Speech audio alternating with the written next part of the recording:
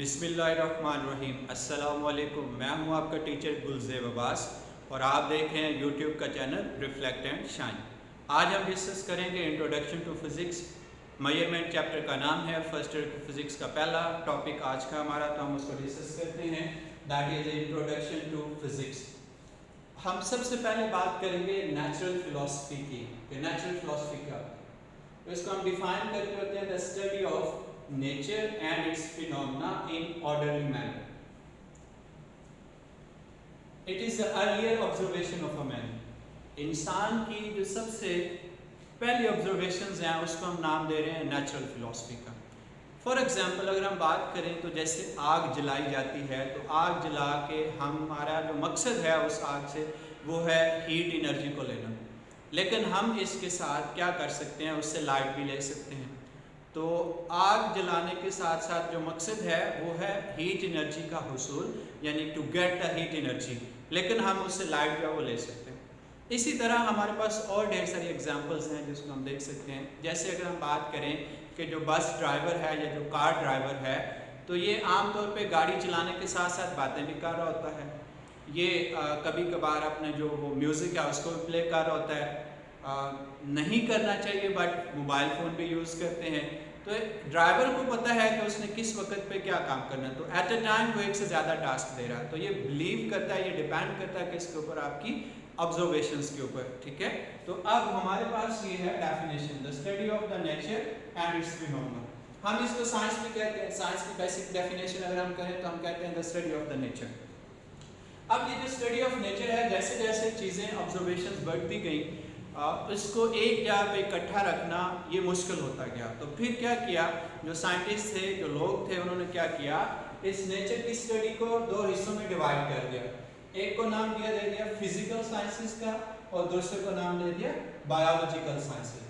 Physical sciences जो है ये टोटल डिपेंड कर रहा था नॉन लिविंग के ऊपर। तो हम इसको डिफाइन करते होते हैं the study of non living things, जैसे कि मशीन्स हैं, फोर्सेस की केमिकल रिएक्शन है, स्टार्स हैं, गैलेक्सीज हैं, और अर्थ की लेयर्स हैं या अर्थ की जो कोर क्रस्ट उसको डिस्कस करना। तो ये सारी चीज़ें जो हैं ये फिजिकल साइंसेस में, यानी कि जो जो चीज़ जिसके अंदर जान नहीं है, जो गैर जानदार हैं, उनको हम जिस साइंस में डिस्कस करेंगे उस साइंस का नाम है फिजिकल साइंसेस। फिर आ जाते हैं बायोलॉजिकल साइंसेस। तो ये हमारे पास है the science of living organism, the living things, जैसे कि प्लांट्स हैं, एनिमल्स हैं। तो इनकी स्टडी को हम नाम देते हैं बायोलॉजिकल साइंसेस। अब फिजिकल साइंसेस जो है ये फर्दर क्लासिफाइड हो जाती हैं, इसकी कुछ ब्रांचेस हैं, जैसे कि फिजिक्स है, मैथ है, केमिस्ट्री है, ज्योग्राफी है, इस तरह एस्ट्रोनॉमी है, कुछ और चीज़ें हैं जो हमारे पास, यानी कि जितने भी नॉन लिविंग साइंसेस हैं वो सारे के सारे इसके अंदर आएंगे, जिसमें से कुछ ये हैं। सिमिलरली हमारे पास बायोलॉजिकल साइंसेस है, तो उसकी कुछ ये हैं, ज़ूलॉजी है और बॉटनी है। तो ज़ूलॉजी में हम एनिमल्स को डिस्कस करते हैं, बॉटनी में हम जो प्लांट्स की ग्रोथ है या प्लांट्स की जो प्रॉपर्टीज़ हैं उनको डिस्कस करते हैं। तो ये दो टाइप्स हैं। फिजिकल साइंसेस में हमारे पास जो सबसे फंडामेंटल साइंस है, जो बहुत बेसिक है, वो है फिजिक्स, जिसकी वजह से इसको फिजिकल साइंसेस का नाम दे दिया गया। फिर उसमें मैथ है, फिर उसमें केमिस्ट्री है, फिर उसमें क्या है, ज्योग्राफी है।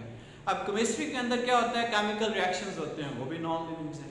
ज्योग्राफी में हम क्या करते हैं, हम ज़मीन की जो ज़मीन से एनर्जी कैसे ले सकते हैं, हम ज़मीन को स्टडी करते हैं, जो जियोलॉजिकल सर्वे होते हैं, ये सारी चीज़ें तो ये ज्योग्राफी के अंदर आती हैं, जो कि ज़मीन भी एक नॉन लिविंग ऑर्गेनिज्म है।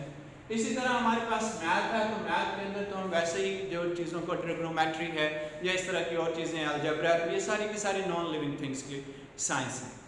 अब आ जाते हैं फिजिक्स की तरफ, जो कि हमारा बेसिक है, हमारा मेन पर्पस है, वो है फिजिक्स। तो फिजिक्स को हम डिफाइन करते होते हैं the study of matter, energy and their relationship, that is called physics. यानी मैटर क्या है, एनर्जी क्या है, इसकी टाइप्स क्या है, और इन दोनों का आपस में लिंक क्या है, कि मैटर कैसे कन्वर्ट हो सकता है एनर्जी के अंदर और एनर्जी कैसे कन्वर्ट होती है मैटर के अंदर। ये स्टडी हम करते हैं फिजिक्स के अंदर।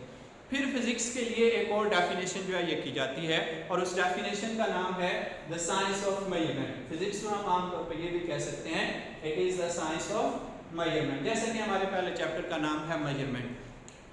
फिर उसके बाद आ जाते हैं इसकी लेटेस्ट डेफिनेशन की तरफ, जो मॉडर्न डेफिनेशन है वो है the study of the universe. ये लेटेस्ट डेफिनेशन है।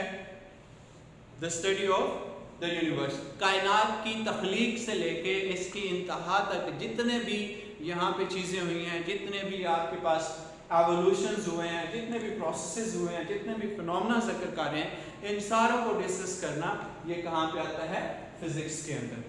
अब जब आपको एग्जाम के अंदर अगर फिजिक्स की डेफिनेशन आ जाती है तो आप इसकी कोई कन्वेंशनल जो डेफिनेशन है वो ही लिखेंगे, the study of a matter, energy and relationship that is called physics. अब हम नेक्स्ट लेक्चर में इंशाल्लाह बात करेंगे फिजिक्स की टाइप्स की और फिजिक्स की इंपॉर्टेंस की। आज का लेक्चर हमारा इतना ही था। मुझे उम्मीद है कि आपको समझ भी आई होगी और पसंद भी आया होगा।